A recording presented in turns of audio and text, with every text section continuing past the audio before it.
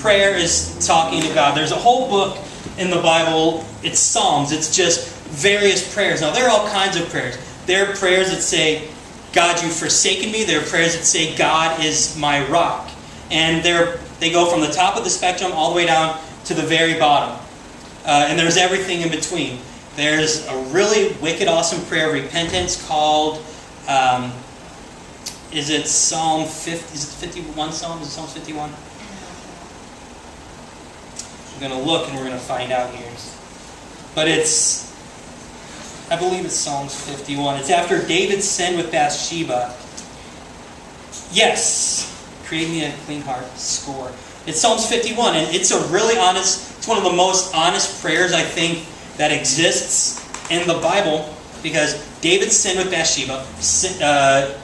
He neglected his duties, went up on a roof, saw a woman bathing. He was like, dang, I gotta have that. And then he went down, he called her over, he was a king, he could do what he wants, he had her, realized she was married, sent her husband off to fight in his place, knowing that the husband was not a good fighter, that the husband would die. The husband died, he took the woman as his wife. He had a son, that son died.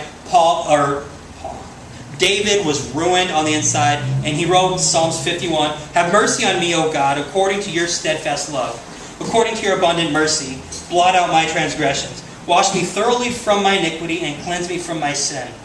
For I know my transgressions, and my sin is ever before me.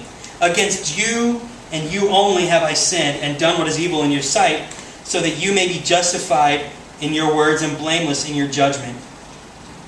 And it goes on, verse 17 says, The sacrifices of God are a broken spirit, a broken and contrite heart, O God, you will not despise.